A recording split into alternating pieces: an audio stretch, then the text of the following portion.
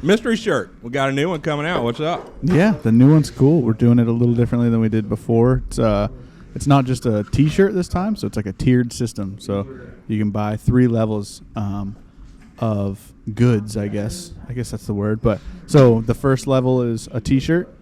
The second level is you get a T-shirt and a hoodie. And then the third level is the T-shirt, the hoodie, and actually a bag that LBT is making for us. So it's like it's a custom bag. It's not been done before, so it's kind of like a limited edition type thing. I like that. Yeah, it's pretty cool. And it's not just, I think it's cool because it's not just a like a range bag or a gun bag. It's like an everyday weekender. You can do whatever with it. So I think people will like it. I like it. I want one. Yeah, me too. And along with the tiered system, like we said before, you get, if you buy the top tier, it's obviously going to be a little more expensive, but you get more entries. So each tier you're getting entries in for that, for the mystery shirt prize, like we always do. Yeah. Okay. Well, that's fantastic. I'm excited.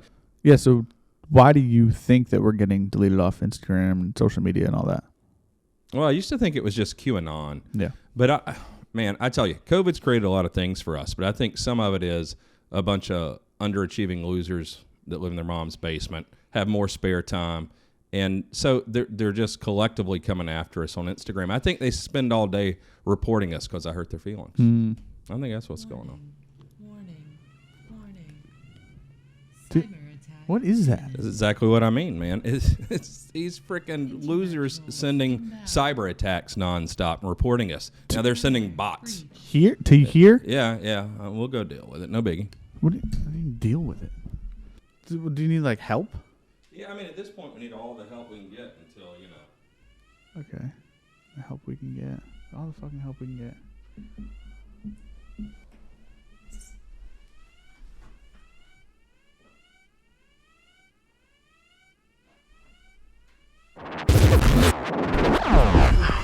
Warning.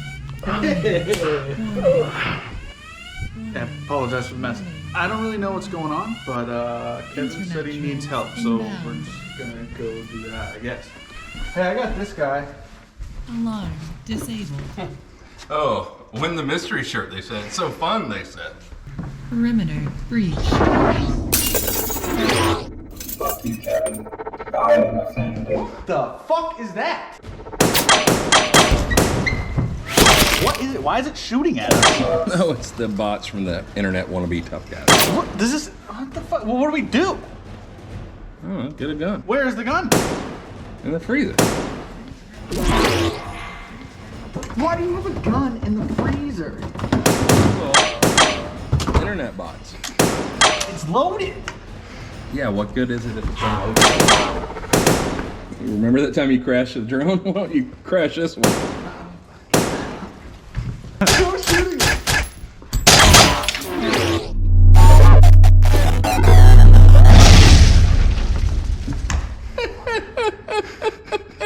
What the fuck?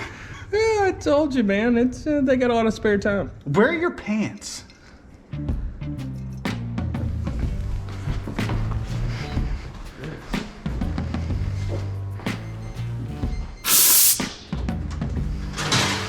Here.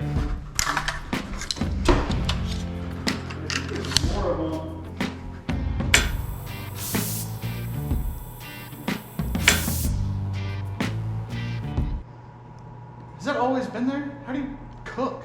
Uber Eats. Warning.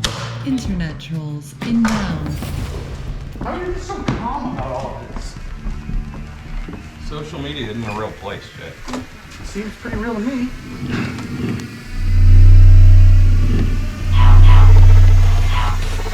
Back up, young.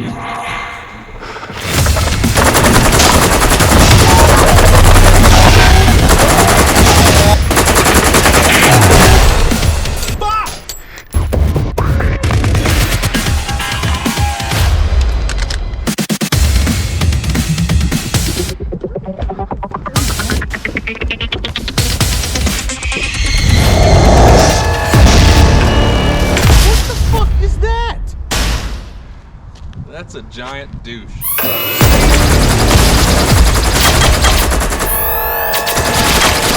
Yeah, I don't want to rain on everyone's parade, but we're gonna need something bigger than 5.56.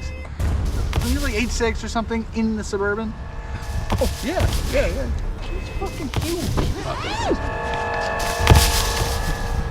Poke him with that. Hopefully there's something.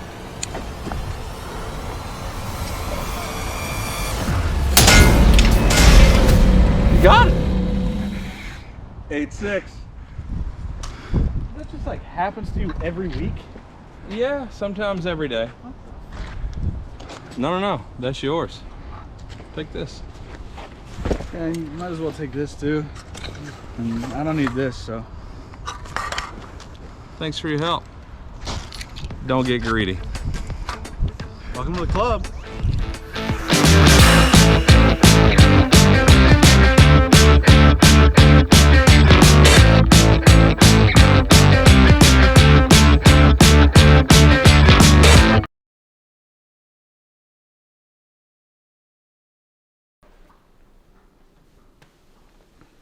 And I'm on tacticaldistributors.com right now, trying to get more of these Neptune pants, 4.0s.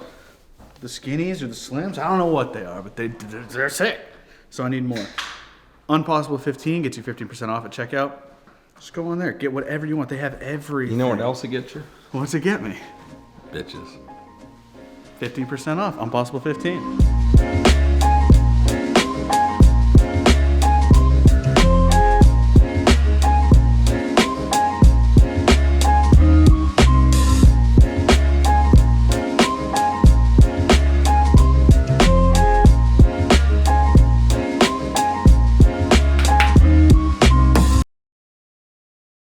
All right. God, we're going to be on fire today. Season 2. Yeah. Jay. Jacked up for season 2. I know. Season 2, we're back. We're back. What's new about season 2? Anything? They're seeing it right now. We're I think- shooting in color now. Oh, we are? Fuck no. Should have put some makeup on. High definition. High def. Oh, we are in 4K for sure. Oh. Oh, what a pour. I don't know. I'm gonna keep Atlanta it Barber School or Barber School. Yeah, barber. I'm Barber gonna start cutting your hair. I'm bartending school. I wouldn't need to go to like, what is it, cosmetology? What do you Yeah, call yeah. it for girls? Yeah. Get Empire some School of rollers Beauty. in your hair. Yeah.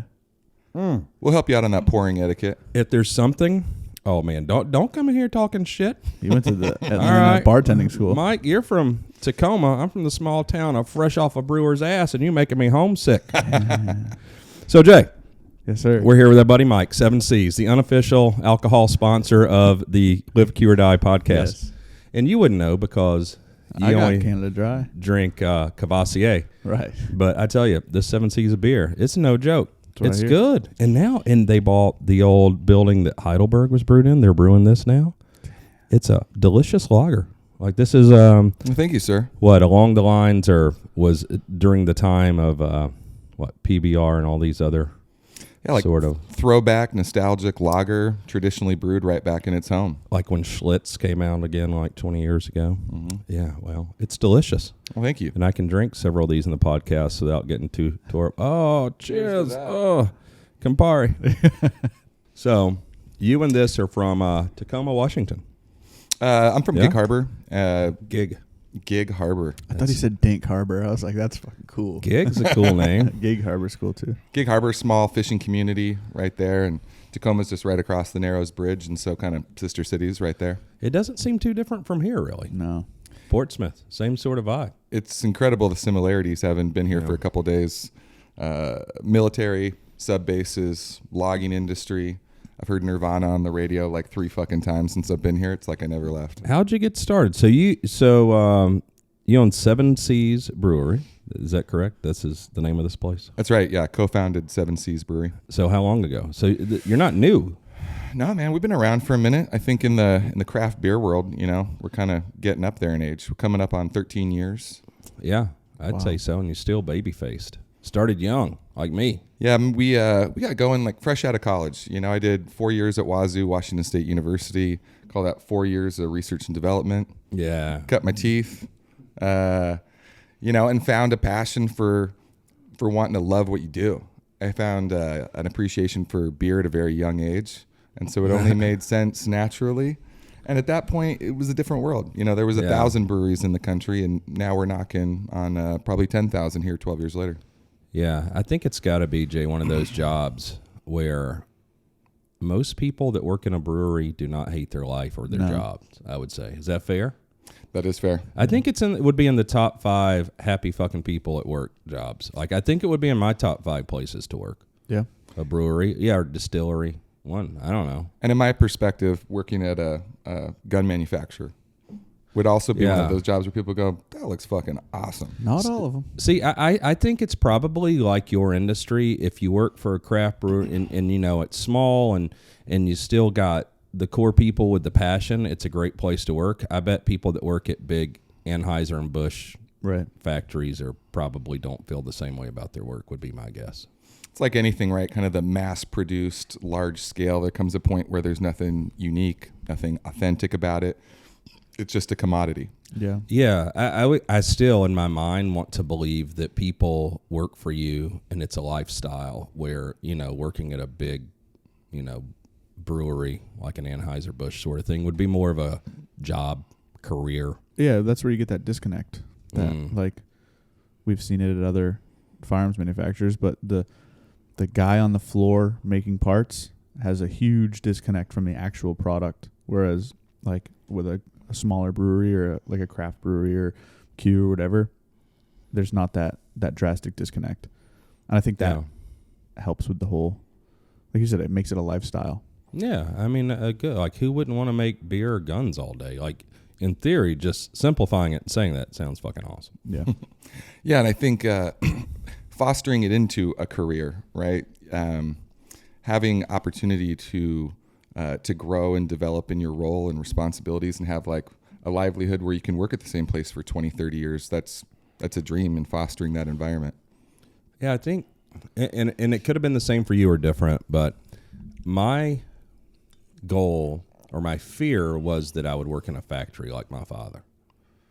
And I would have done anything, probably even been a criminal, before I would have done that. It seemed like a terrible life. Like seeing when I was young how miserable my father was, and then hearing about factory, and then like once a year they would have like family day where we would go there. Like to me, it just seemed like going to prison. And so I think a goal for me has been to never feel like I have a job, because that's what I thought of a job, you know. And I think I've been pretty successful in that. Like I've only feel like I've really worked 2 or 3 years in my life, because I still love it every day. I'm still passionate about it, and probably more than even 20 years ago. So I don't know. Is that the sense or feeling that you get? Like, did you did you really want to do this to avoid having like a real job? Having a real job never even like really occurred to me. Oh, that's awesome then. You know, and this is the only career, the only life that I know, like fresh out of college. But out of college, like you knew already, or was it I've got to get a job. I don't really want to get a job. This is it. But you were already planning this. We already knew. Oh, that's awesome. Yeah. It's hard to explain, because I think I'm fortunate in that regard, and you are, but I think it's a very small percentage of people that find that at a young age, and it's something that even can provide you with a living. I'm a true believer in that things can choose you. Yeah. And that there's a rhyme and a reason behind things. And if something's not meant to be, it doesn't happen. And so time and time again over our history as a company, I've been blown away by doors that have opened and doors that have closed, and even better ones that have opened up for us. 'Cause Yeah. it seems like there's just... That's a positive mindset. It's a little bit West Coast, but I feel it. Yeah. I mean, I think that's a bit of a mindset. You know, you can look at everything as poor me, and that's not meant to be, or that's just a hurdle that we're going to jump, or it's a problem we're going to solve. Or, yes, the universe telling me I thought it was this way, but it's really this direction, but we're still, you know, going towards our goal. Well, don't get me wrong either. You can't sit back and just expect things to just come at you, right? Like, you got to get out there and fucking grind for it and work for it. And if it's meant to be, it happens. And if it doesn't, you just got to accept that and move on. Yeah. And you can do it without it seeming like work. But I think it's very foreign to most people, because I still go back to, I don't think most people find that throughout their lives. And, you know, if you see somebody who, I don't know, has a factory job but is really into maintaining their yard or gardening, or, you know, they spend every spare penny and moment they have bowling or whatever their other passion is, It's separate from like their vocation. And to me, I guess that's okay, but it would be so traumatizing for me and sad for me that I know I work a ton, but I don't ever feel like it. I mean, it's rare that I feel like it's work. It only really feels like work to me when it's like the managing people part that I don't enjoy so much. That's not my strong suit either. But at the same time, no matter what the day holds, being able to crack a cold beer at the end of the day and take a deep breath kind of puts it all in perspective. The only way you were wrong in that statement was at the end of the day. We're very fortunate too. I mean, we have an incredible team of talented people, as you do, that make it all work.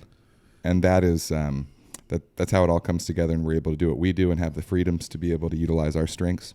Yeah. It definitely takes a team. I mean, I'm just not organized, or I don't think I have the work ethic to, there's not a job at the company I couldn't do, but I would be miserable. And recognizing what you're weak at and what you're strong at and focusing on those things and getting good people, but having smart, good people to help you to accomplish this overall goal. Get everybody to buy in, because Q is not, I named it and started it, but takes on a life of itself at some point. Yeah, I couldn't have gotten anything done without, the 10 other guys originally. It's just the way it is. I'm very fortunate. I have an incredible business partner, and we balance each other out, strengths and weaknesses, very well. Yeah. And, he's my first wife. We've been married now for 13 years because a business partnership and being business partners is very similar to a marriage. Through thick and thin and the challenges we faced. And we had a real honest conversation when we first started the company. We were like 23 years old. And it was like, hey, I guarantee that we're going to want to like knuckle up and like drop each other at some point, probably many times. Okay, yeah. And we just got to realize and remember that we're brothers and we're in this for a common cause, and to be able to move past those moments and not let them set us back. Because you see too many business partnerships where people butt heads and there's egos and it's too proud, and all of a sudden this whole incredible thing that was created is dissolved. And we've balanced that really well. For me, I think I've avoided ever having a business partner, and probably for those reasons. Well, that's the best business partner. I think what you're saying is the way I feel. It's like I can want my way, and whether it's Ethan or Thomas or whoever else, you can want your way. At the end of the day, I own the company. But also, with that being said, trying to drop the ego, it's like, what's best for the company? If somebody else's idea is best for the overall goal of our company, which we all know what that is, fine with me. I don't want to have to think of everything. Is that something you've always realized, or something that's been evolved and learned throughout your history? I mean, I think I'm always evolving and learning. I will say with Q, the majority of the mistakes we've made is I think a baby shark is still a shark. And, I'm the second oldest person at our company, and next year I'll be the oldest person.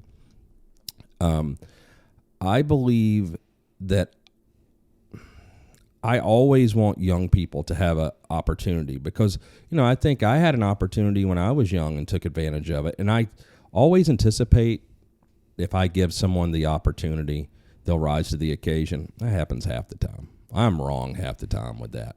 But I think when I've felt strongly about something, and it's just not, I don't think that I'm probably average at our company or just below being smart. Like there's probably half the company smarter than me, but there's still a reason I'm the boss. And a lot of it based on my experience. I got 28 years experience or something in our industry. Every time I feel like we should do something and I disagree with someone and it really like eats at me and I let them have their way because, they manage whatever department, I would say most of the time I've been right and they've been wrong. And it's just been, I think it's an experience thing. And some of it is I want to let younger people in our company have ownership in what they're doing, and whether that's managing or that's doing certain jobs. And you got to realize too, I don't know, maybe it's like raising kids. You got to let people fuck up and you hope that they're smart enough to learn from that.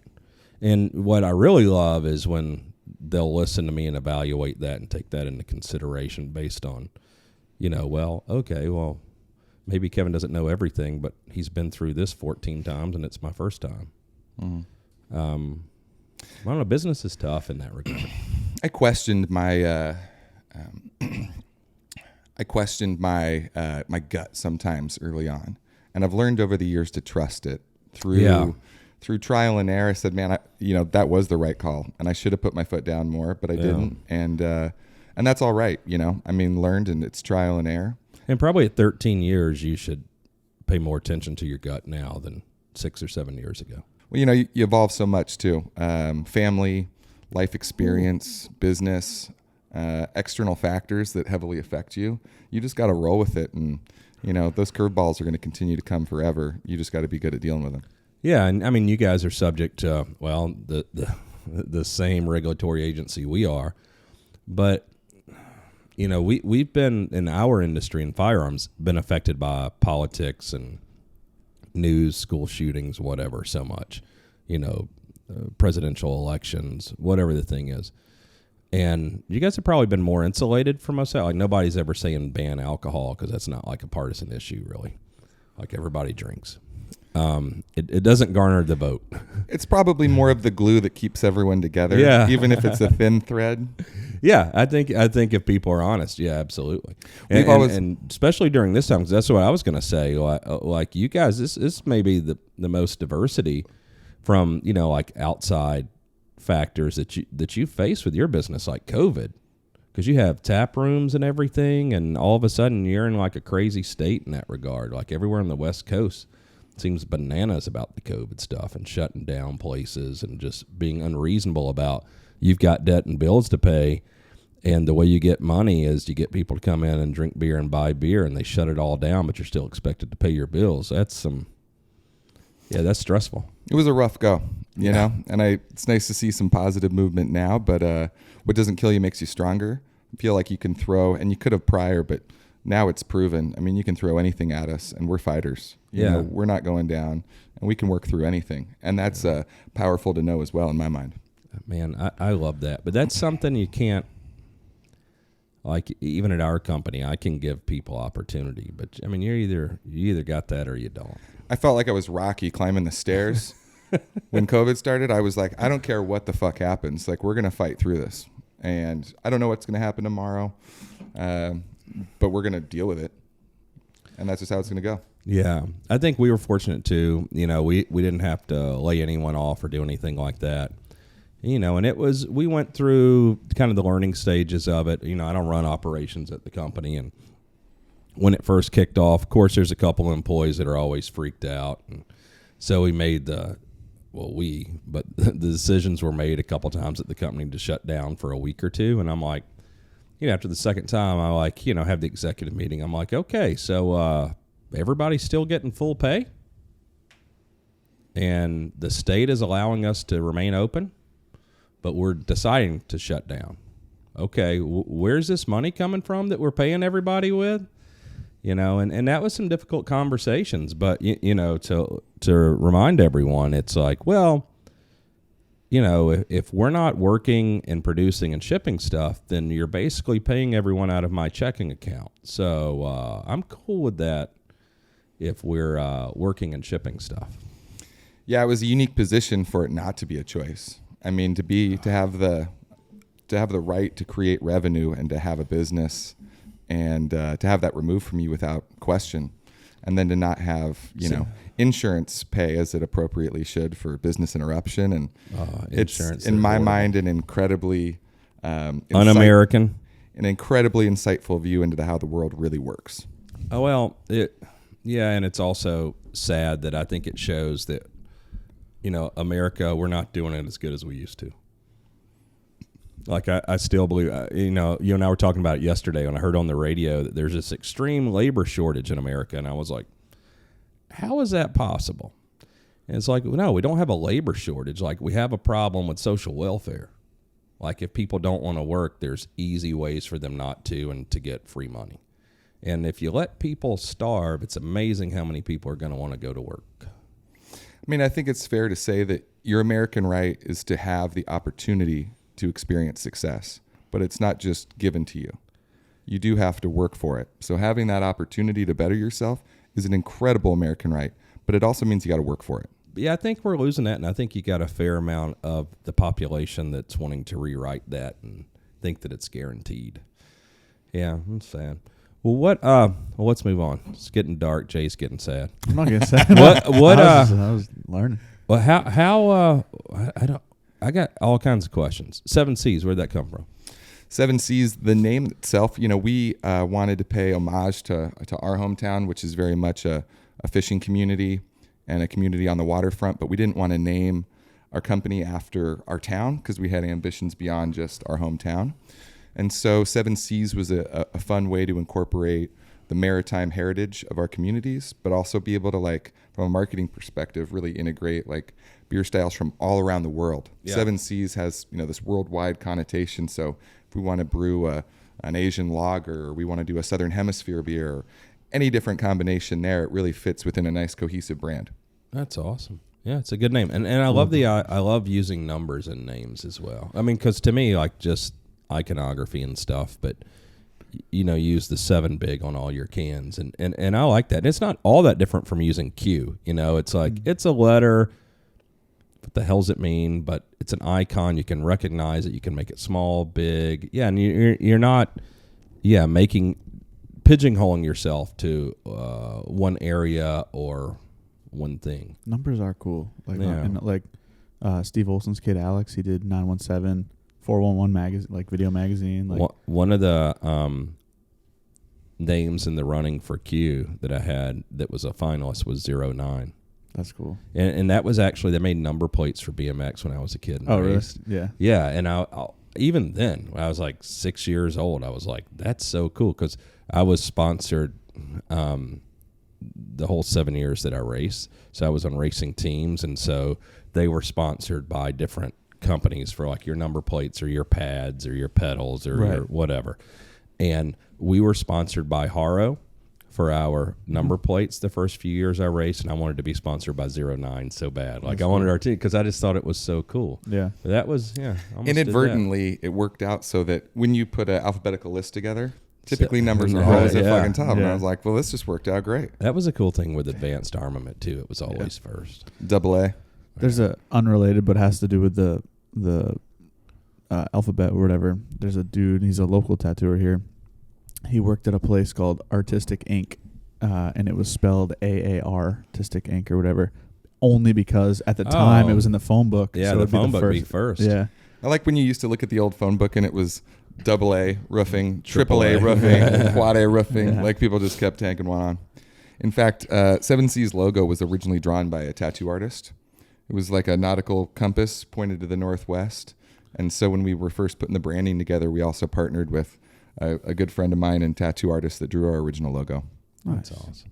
Yeah, I like the style. I like what you guys do. I like the simplicity of the marketing, the packages. Because how many IPAs you guys have? Like 5 or 6? A fuckload of A IPAs. lot. We love our IPAs. And Yeah. we're also from, hop mecca here in Washington State and Yakima Valley. So we like to sport that, and it's the beers we like to make. Yeah, I like drinking them. But the colors, the graphics, everything on the can.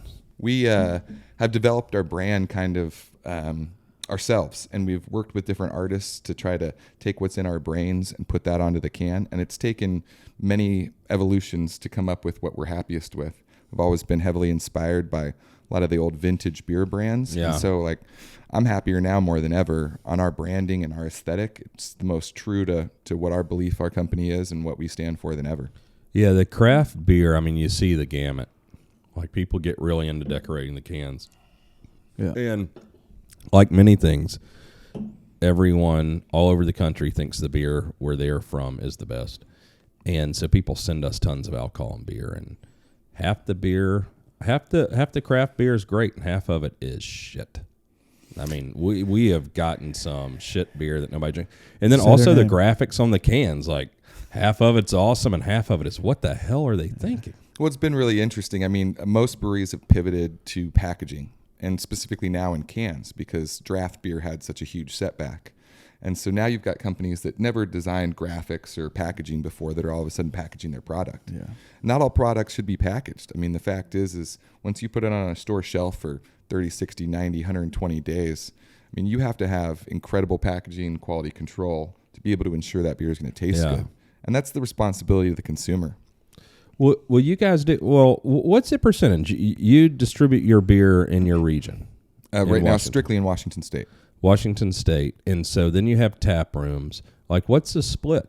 Like, you sell a lot off the tap. Yeah, I mean, tap rooms are incredibly important for craft breweries because that's where you're making your full margin. It's also where you're getting like the brand experience. When you're buying a beer, you're just judging it on a tap handle or a can. I did better. And being able, that's a nice amount of heads, sir.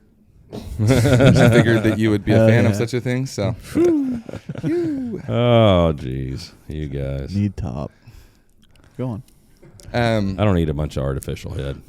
What we've found is that, providing an incredible customer service experience and educating people about craft beer and also our beers and our brand and what we're about is our best marketing tool. And it's an opportunity for them to get like truly our personality and our experience that we've developed in.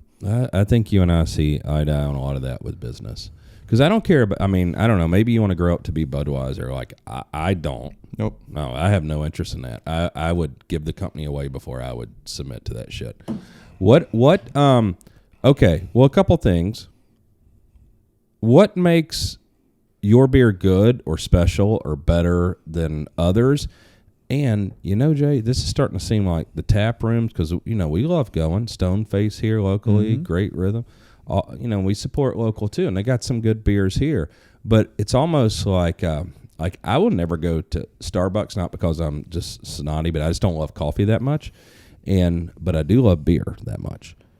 So, I would have never invested in Starbucks, and it's ridiculous, but that's become such a part of life now in mainstream. People who can't afford to go, and it's a big part probably of Me. of people's just like monthly budget. It is Starbucks, which seems silly to me. When I want coffee, I just make it here. It's cheap. It's one of those luxuries, that's the experience. For $5, you're like, hey, I've just treated myself. Right. Yeah, but I view I like having beer, but I love having beer at Stoneface more than I love having beer Right, at like if the you were to go- office or the yeah. house or whatever. Like that experience going there with friends, and I haven't been to your facility or your tap rooms, but I see on your website the tap room. I'm like, oh man, waterfront, that place looks awesome. I would hang out there all day and drink beer.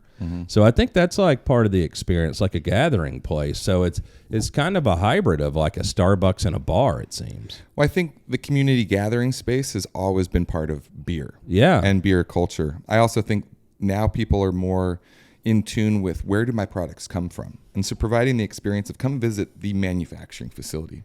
It's like visiting your guys' facility. Yeah, that's always cool for boys. It's incredibly special to come and see where your guys' guns are built. Yeah. And for people that care about beer, and care about where things come from, or whether it's beef or vegetables or whatever it may be that you care about, like knowing where that comes from and there's authenticity there. Because we're now from a world of just such mass consumed consumerism that everything's at such a high production level. It takes out all the authenticity of it. And that's what drew me to enjoying your guys' brand. It's because I could tell. Yeah, how'd you find out about us? What's up with that? I think, we were probably reeling with COVID and some of the things and trying to get inspired and energized again. And I was playing around on YouTube and looking online, and I think I saw like something real, something authentic.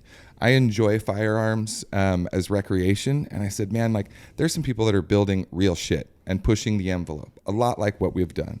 And I enjoy the backstory. I enjoy innovation, pushing things, being a pioneer. Seven Seas was the first brewery in Washington State to can craft beer. And 12 years ago, really?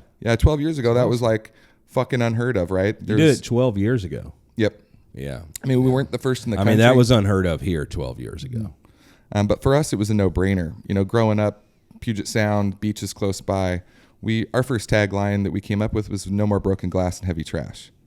We want people to pack it in, pack it out, enjoy the outdoors. Yeah. But nothing pissed us off more growing up than some asshole who broke a beer bottle on the beach. Yeah. So it's much more conducive to the lifestyle of the area in which we're in. So it was a no-brainer. That's cool. I mean, that makes me like it even better. I mean, understanding those stories and where it's authentic. And it's not like, well, it's cheaper to can than to bottle. But it's there are advantages to each. I like bottled beer fine, but I'm with you on the trash. Yeah. The proliferation of craft breweries. And we can shoot cans when we're done with them. That's true. The proliferation of craft breweries, I mean, it is a good thing. People are having entrepreneurial endeavors and they're creating things, and those things typically support a lot of local nonprofits within their communities, and it's great. But there also, should be a responsibility, not to just be a local product, but to be a high quality local product. Yeah. And so, for a long time, and still is probably the largest issue in our industry, is quality. Is that it's great to make beer, but making beer quality consistently, Consistency. and making sure to have that value if someone's going to spend the money and invest in you, or I've always taken it seriously. Like, I don't mind charging a lot for our product, but it's a lot goes into it, but I expect the customer to feel like they get a good value. And it's very, very rare, I think, that we disappoint a customer, an actual customer. Like, one great thing about small business now is with social media and all, you can reach your customers. One stupid thing about social media is you can get anonymous douchebags. But real customers, because that's a part of our company that I'm always interested in, because like you, I want to know that quality or whatever matters to the customer that we're delivering, we exceed the customer expectation, and I want the experience to be awesome every time. And, I don't ever want to be a huge gun company, and I'm not trying to compete with anyone. So, like, our product just costs what it costs, and we got a pretty simple formula. I'm not complicated with it. We have a huge engineering payroll and an expense, and I expect innovation for our products to be better and different in a way that marketing can explain it. And I expect that when the novice customer, and we're fortunate for them to spend their money with us, they buy one of our products, and whether they've got millions of dollars or they live paycheck to paycheck and they save up to get the product, that they get it and it exceeds expectation, that it enhances the user experience, and that they're excited about our brand because of that. That's the cool part about it to me. I mean, I think you can feel that. I think that when there is authenticity and love and respect put into building any product, that whether it may not be tangible, like, you can feel it on the other end, whether you recognize it or not.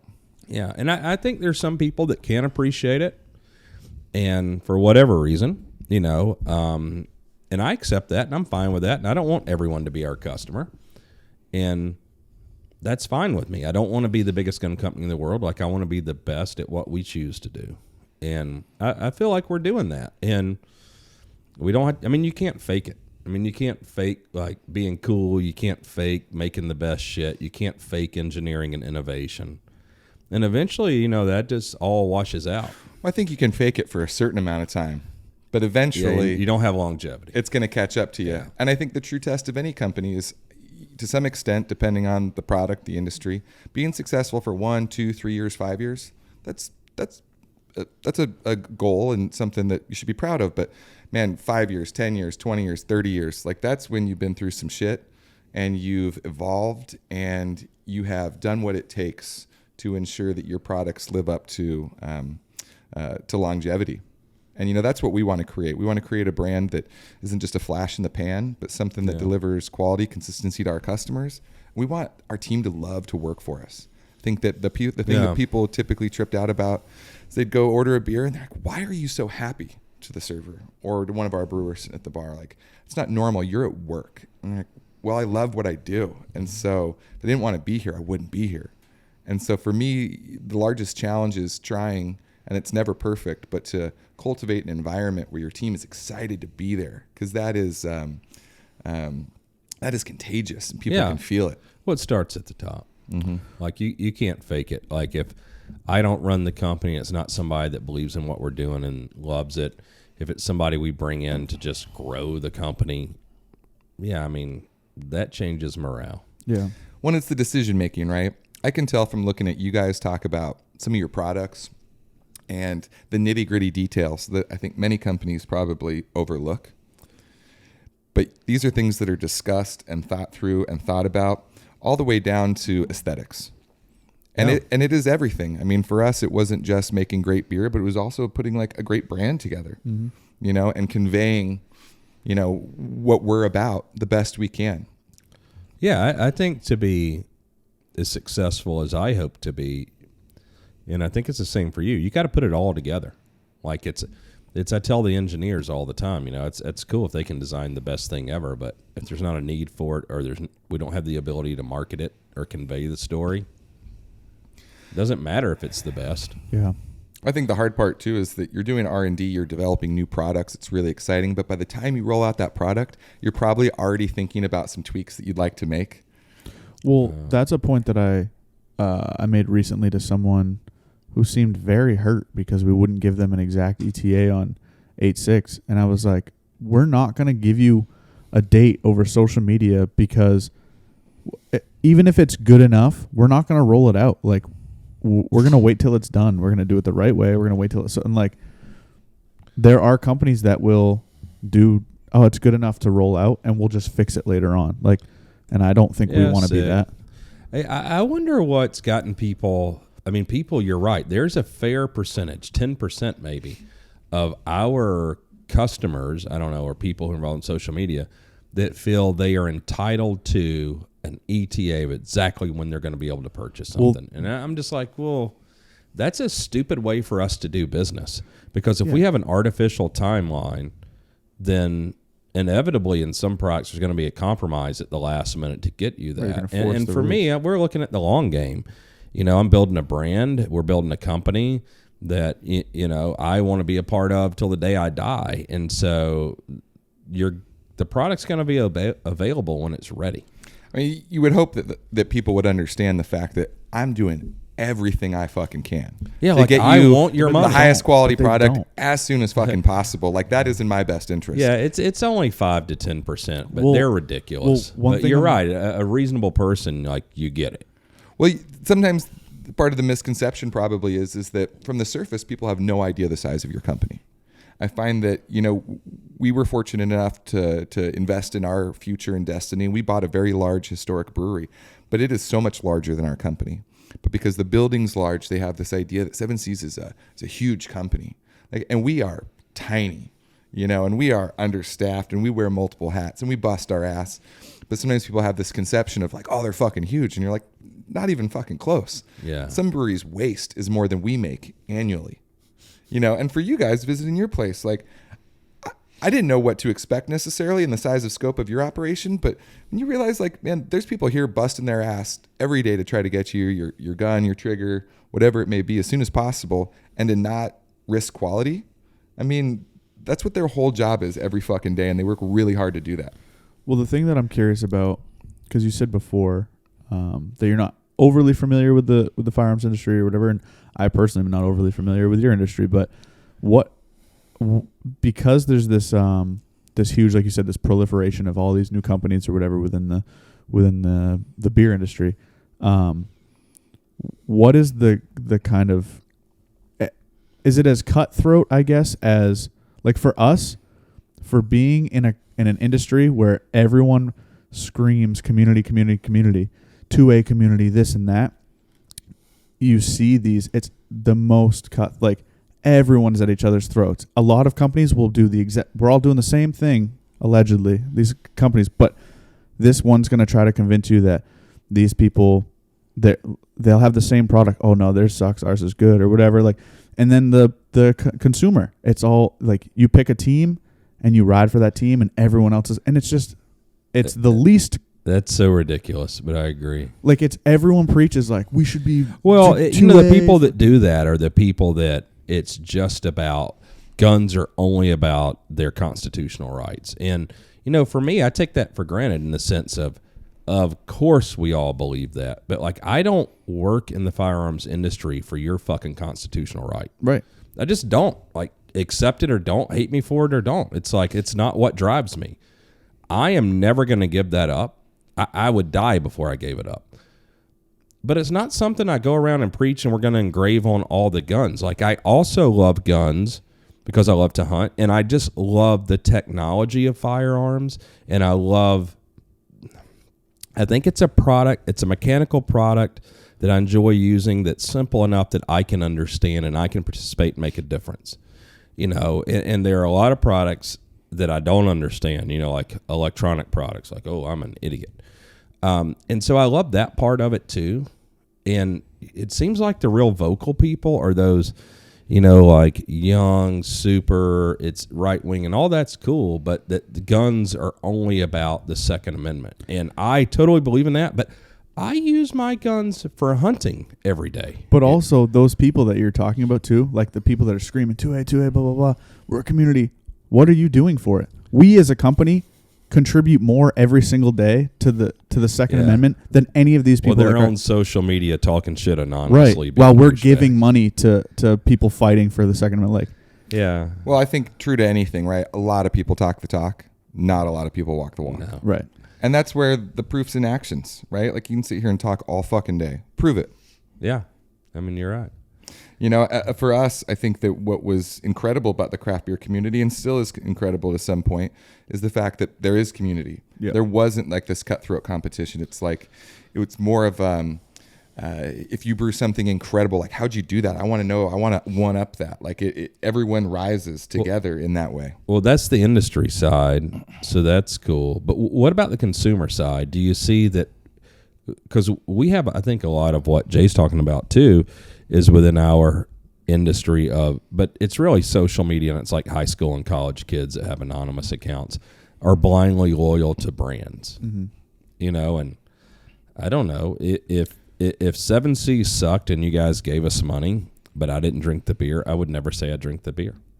Yeah. But Well, that's because you're an authentic person and you speak your mind. yeah, I don't need it. It's such a free spot for me. Like I probably have greater freedom than most people. Because I'm fortunate. I own my own company. I make plenty of money. I'm in an industry that I love. I don't feel like I work. And I don't fucking have to answer to anybody. And I was talking to Swarovski yesterday. Never heard of them. And, yeah, so they're wanting to be more involved with us, like in an official capacity. And with our new facility, give us like a case and optics for when people come in and for employees to use and all of this. And they give me optics occasionally, and occasionally I have to buy them. But every optics company, because I hunt and shoot a lot and post a lot, and they'll view me as influential, because of our company. And I was testing everybody's stuff that they would send me, whether it's EOTech, Leupold, Swarovski, like companies that I really like. But the majority of my time is hunting. And if other companies give me optics and I have to buy Swarovski, I buy their scopes to hunt with. And for my use for hunting, they're just better than everything else. And I don't necessarily want it to be. I would prefer it to be an American company, but they do the best job. And it's not something I'm going to lie about, but it's also stuff that some people can't afford, and it's okay. Their stuff's ridiculously expensive, but I've had half a dozen of their optics and I've never had a single issue. And it enhances every experience I have. But we've gotten away from that, right? It's so nice that there's companies that make products that last. Maybe products that you can hand down to your kids at some point. Yeah. They don't have a 12-month warranty and they break down on the 13th month. Or they don't release the new Model 11 and all of a sudden your 10 battery gets sucked dry in 30 minutes. Right. Like having things that last, quality shit is important. Tangible products. But also too, like you were saying with the blind loyalty, like I don't know how it would correlate into the beer industry, but at least for us, you will see a lot of people will be blindly loyal to a company that they have no experience with. They've never talked to anyone from there. They don't have any of the products, whatever. I don't understand the idea of like, I think Porsches are cool cars, and I understand that they're quality, but who am I to say, oh no, this Porsche is actually better than this car? Like, I don't know. Like, or I won't buy a Porsche because the guy in charge is an asshole. Yeah, exactly. It's frustrating, but you also accept it, right? Sometimes I go to a bar or restaurant locally and they don't carry our product or it's not on tap at the moment, and that's fine. But like, I come in here and support you and spend my money with you because I enjoy what you do, and that's what I do. But you've got some beers on. Have you ever seen a staff member from that brewery or an owner come in here and support you? Never. Do you know that they have a parent company and really you're just paying Budweiser or Miller or something, and so there's blind loyalty, and I understand why it's difficult for the general consumer to educate themselves because marketing is really good. Right. There are so many craft beer brands that look like this incredible mom and pop shop 2 blocks down from your house, but they're really owned by a global conglomerate. Yeah. And we call that crafty marketing. You know what I mean? And so instead of just craft beer, it's crafty beer, and they're fucking good at it, and it's working. Yeah. And that's just the reality of it. So that makes us need to get even louder and say, like, understand where your products come from. Yeah. You know, and don't buy our shit just because it's local. Buy it because it's fucking quality. Why is your stuff quality? Our stuff's quality because we use the best possible ingredients. We have an incredible team of trained staff that has the opportunity to have a career at our brewery. And so it's something where it's not your general manual labor. There are handcrafted touches on every piece of this. You know, it's not some automated brewery. People that create it love it. There's decision making and thought that goes into every single step of the process. And every person that touches that beer has an incredible impact on it. And so it doesn't matter if you're the person brewing the beer. It doesn't matter if you're the cellarman. It doesn't matter if you're the one packing 4 6-packs of cans into a box at the end of the canning line. Like, your impact on that beer is important, and people won't buy it unless all of those steps are respected. If you got some like dented 6-pack that's backwards in the box and looks like shit, people aren't going to pick it up off the shelf. See, I would notice that right away if I opened the box. Yeah.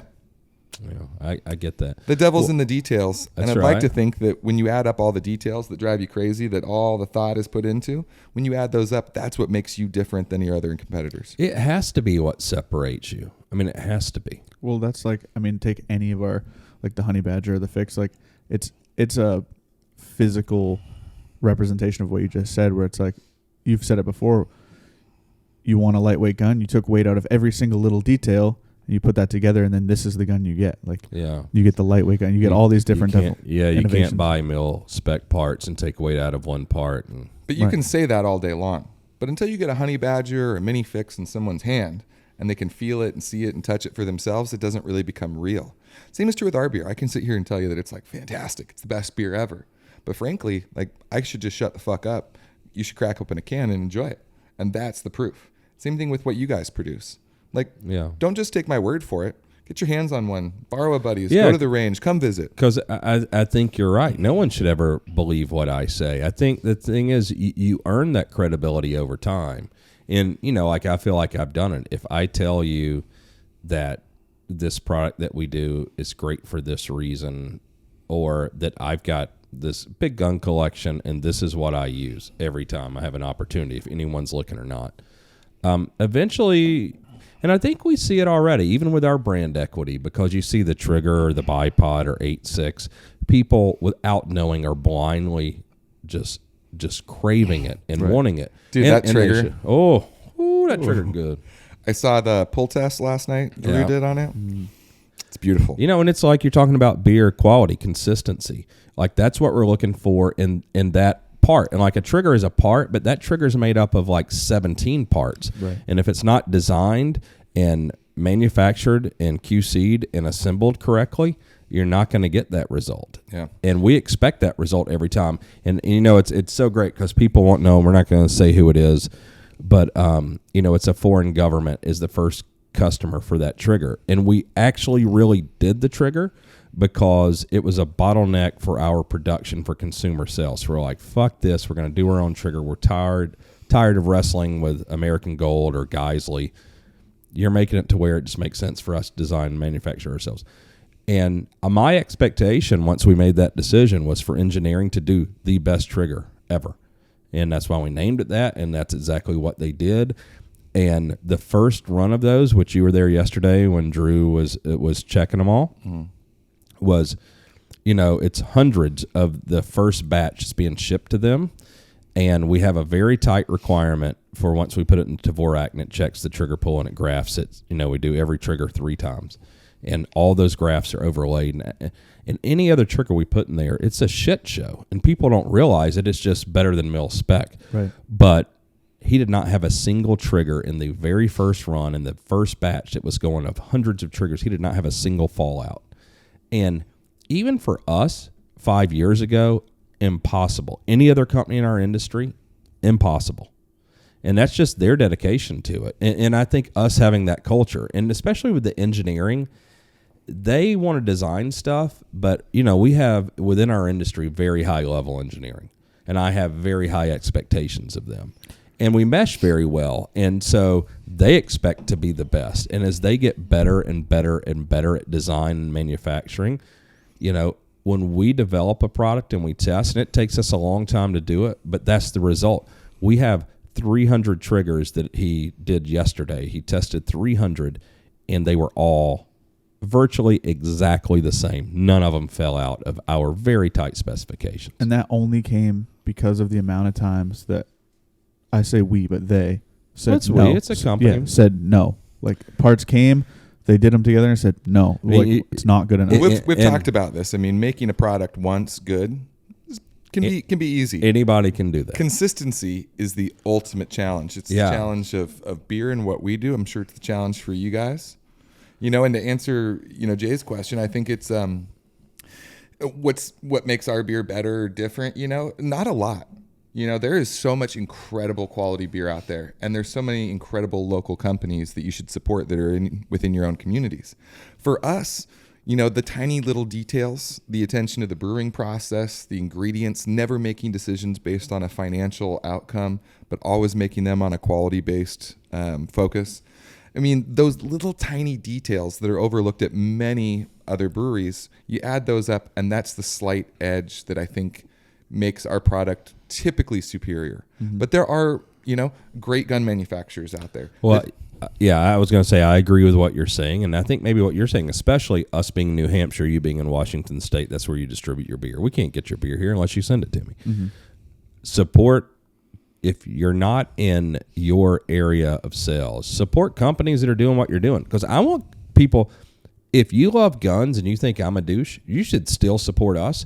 Because my money, it does go to FPC or Fighting for Rights. SOCAF. But then, yeah. So which is also important. And the rest of the money goes into innovation, which helps everyone. Like I tell you, most of those little haters, the keyboard warriors, they're shooting 300 blackout. And they're only shooting 300 blackout because I did it. And suck it. That's the truth. If I hadn't done it, because Remington fought me and essentially fired me over it because they thought it was stupid. Well, if I hadn't done that, you wouldn't be shooting it. So that's like one of my favorite things when I see any sort of contention or any sort of like, just what this normal shit we see. Like recently, T-Rex Arms did a holster with like a hinge on it, and he was a god for a day because he open sourced this new hinge thing or whatever. And everyone's like, this is amazing. Like, look at how great he is because he has this idea and he open sourced it. I'm like, hey, have you guys ever heard of like 300 blackout? Like, yeah, like you mean you think this hasn't been done before? Like, people are very quick to forget a lot of the things that you and also like you, Ethan, like all of the guys before Q, like have done some things. I mean, we talked about ASA. Like, ASA was you, like the American Silencer Association, like. People are quick to forget the things that have been done for the industry and the community. Like, and that's okay. Like, I don't care. I did never start working in our industry. I started working in our industry because I loved it and I didn't want a job. But I definitely didn't start it to make fans or friends. Like, don't fucking care. If you don't like me, don't buy our shit. Like, we got a 2-year back order on some of the guns. Like, you're not hurting me. I'll think about you every time I go to the bank. Yeah. Okay. That's the thing. Maybe you see it in your industry with consumers too, but like, do people ever tell you the right way to do your job? Every day. Okay. Because like we get it all the time where people are like, well, actually, this is the best twist for 300 blackout or whatever. I'm like, do you understand who you're talking to? Like, do you? I mean, and if it were, then I would be open to it. Like, we're not too proud to think we know everything, but every time I get that and I start questioning them, it's no one that's ever put in the work. No. And that's what I was trying to say with your company. Like, if you didn't like you or your company, but if you're a consumer, support like brands, people that are trying to do the best quality stuff, to innovate, to progress things. Like, I don't want inconsistent shit beer. I think it's important too. I mean, local economy, not being dependent on national or global trade in a lot of ways. I think that it's important to say, hey man, we employ local people. Like, they go spend the money that I pay them in town at your establishments, and that is the local economic circle, and that's important. Yeah. I think that the reality with beer, and maybe the same is true with guns, is there's a beer that someone will say, like, I love that beer. That's my desert island beer. I would drink that the rest of my life, the only beer ever. And someone else will say, that fucking shit sucks. And you go, you've got a palate. That's totally cool. And your feedback is important to us. The fact is that we've continued to evolve our business model and some of our beers based on just customer feedback. Yeah. You mentioned the same thing yesterday. I think, that feedback isn't taken as like being discounted. Like, oh, like that's some great valid feedback because you have your palate, but you're making this thing for more than just that. Yeah. For us, we're not like a boutique brand. We want to make beer that's approachable and acceptable to all people via price point as much as possible, but also making like high quality product. Yeah. And that's a challenge. Yeah. But we want to be responsible company that shares our passion with people and does it at the best possible approachable way. Well, even that too, like just because something isn't your cup of tea or whatever doesn't make it objectively suck. Like I think that's the jerk reaction for people who don't like something to just go, oh, it sucks. Well, no, it objectively is like you said, you're using the best ingredients, you're using the best processes, whatever. So objectively, it is a good beer. You just don't like whatever about it. Typically, just be a more positive person. Yeah. Right. That's easy. Even if you don't like it, shut up, bad even brains. Even if it's not your cup of tea, like why you gotta hate on it? To me, it's that's just being a douche. It's much more powerful to say, hey, that is what they do, and those are the choices they made, and that's great. Like respect them, and we make our own choices, so make your own choice. Well, for you, it's palate, and it's so subjective. Quality, it's like even if I don't like the taste of a beer, like quality seems like you can separate it even at my novice level. But when it comes to our products, like somebody will, you get some hater will say something, and I try to entertain most of it. Like they'll DM me, of course, and I just love that it's all anonymous because I just think that is such a pussy move. Like if I would say something about your beer, I'll say it to your face. It's not like I'm the toughest guy in the world or I'm trying to have some sort of conflict with you.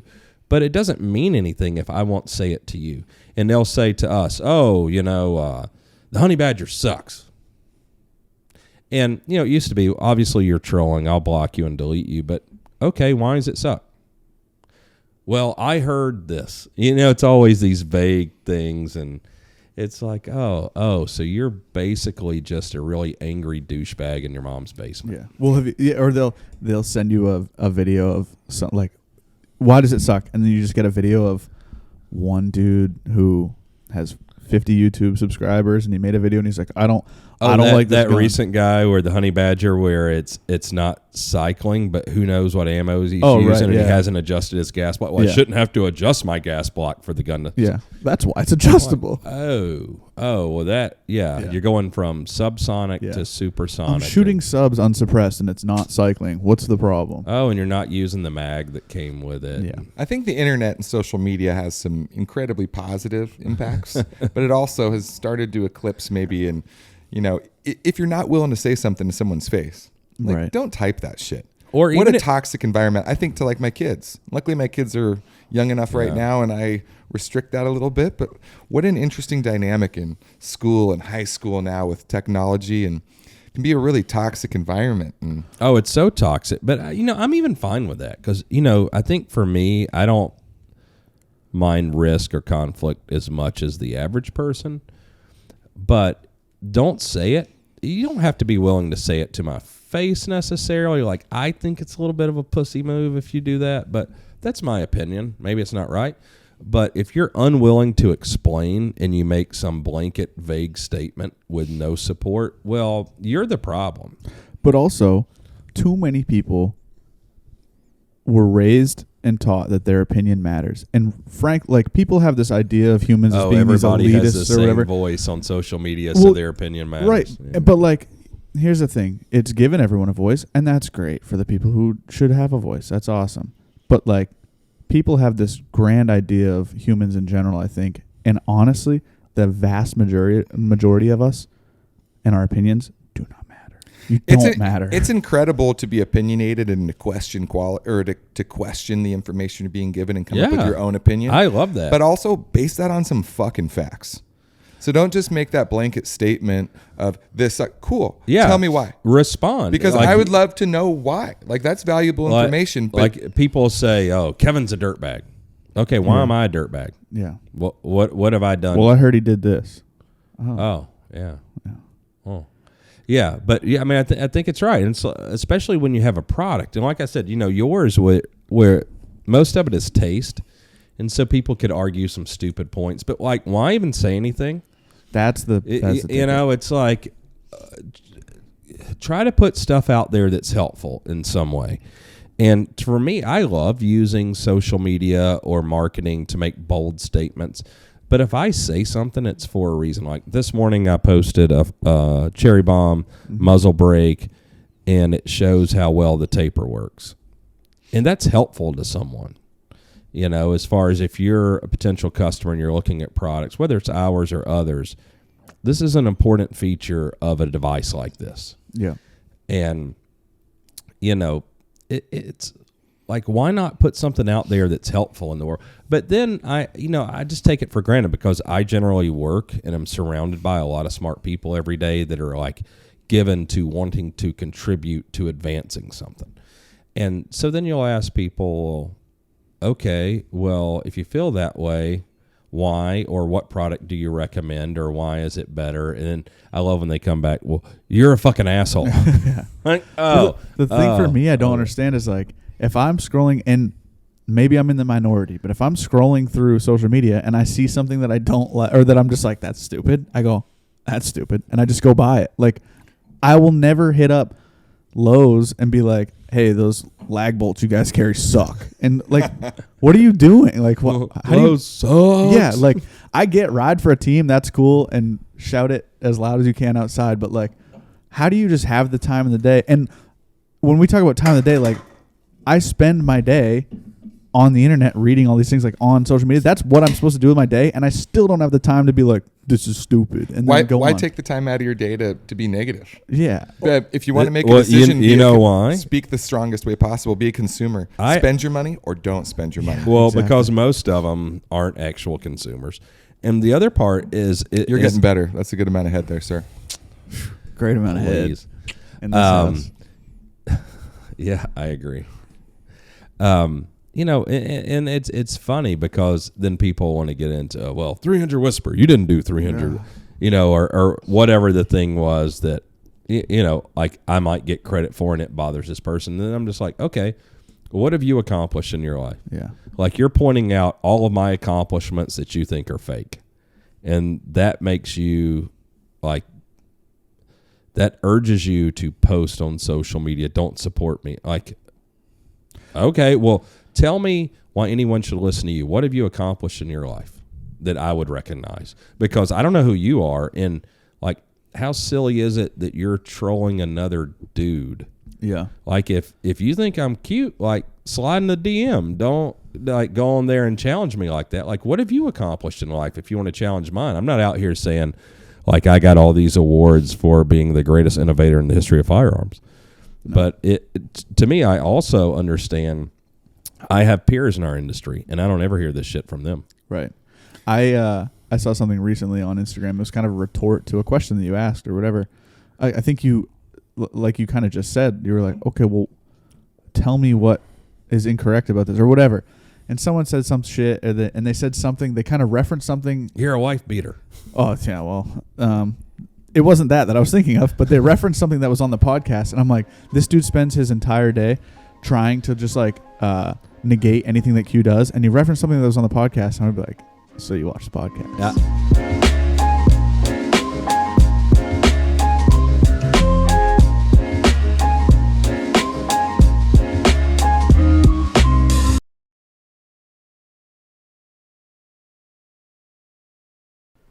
This looks chill and relaxed, and trust me, it is. It's not a lot of work. We get paid a ton of money for it. Like, this is where we make primary income, is doing this podcast. So please don't leave comments, don't subscribe, don't share it. Definitely don't leave a review. Don't tell anybody that this is a podcast, and don't tell them to watch. Please, honestly, just stop listening, stop watching.